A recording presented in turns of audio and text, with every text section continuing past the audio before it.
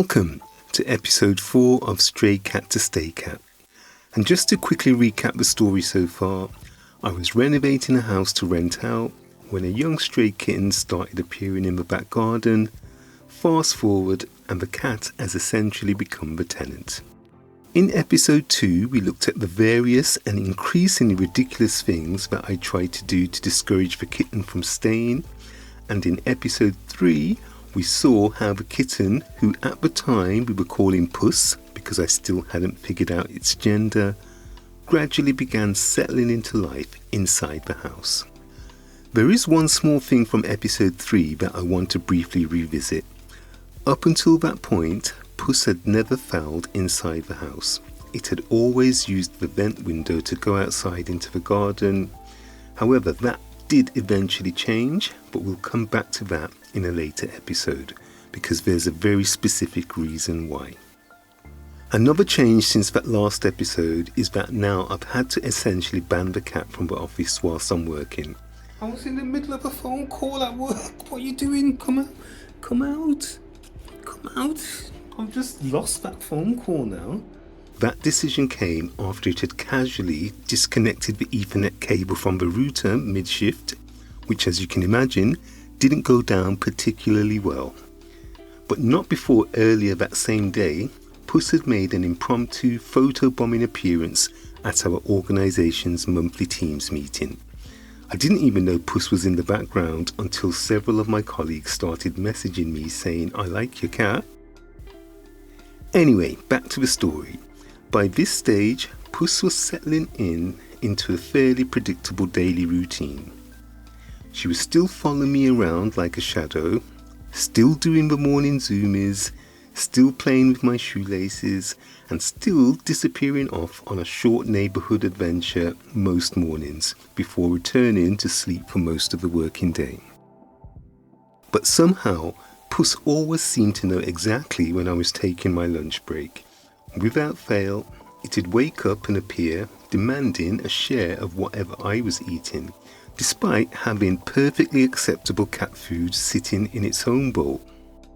After lunch, Puss would usually return to the armchair in the living room and sleep whilst I finished work. Then, almost like clockwork, it would appear in the office with about 30 minutes of my shift remaining. It honestly felt like having a friend arrive to pick me up from work, ready to go straight outside and play. Once I'd finished work, the routine continued, more zoomies, more playing with toys, and general chaos before finally settling down for the evening. At this point, I was still leaving the back door slightly ajar so that the young cat could come and go as it pleased, and that worked perfectly well until one particular evening. After work and after our usual play session, I noticed Puss sitting on the breakfast bar, completely motionless, staring intensely at something below in the kitchen. Puss was so focused that I immediately knew that it couldn't be anything inanimate. Something alive had definitely caught her attention. I was quietly hoping it wasn't a mouse, or worse still, a rat.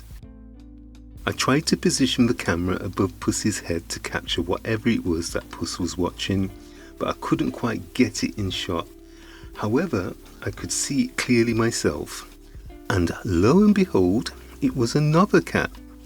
And that cat was calmly helping itself to Puss's food. What is that? What is in the kitchen? Oh, it's another cat. It's another cat. Because Puss was still an adolescent cat and this visitor looked fully grown, Puss didn't seem to have the confidence to challenge the intruder. So I stepped in. I walked into the kitchen, but as soon as the other cat saw me, it made a very quick exit through the back door. I'm not entirely sure Puss saw the cat leave because she remained visibly unsettled afterwards, sniffing around and checking the area cautiously.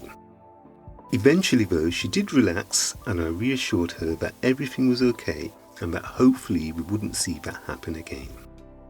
But as it turns out, that wouldn't be the last time we encountered that particular visitor, and later in the series, that cat becomes involved in some rather dramatic moments. For the time being though, life returned to normal.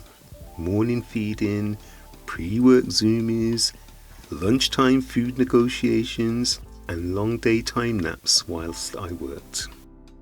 So we've now seen how Puss reacted when another cat entered its territory, and it has to be said, Puss's response was more cautious than confrontational. But in the next episode, we're going to see how Puss reacts when the intruder isn't another cat, it's another human.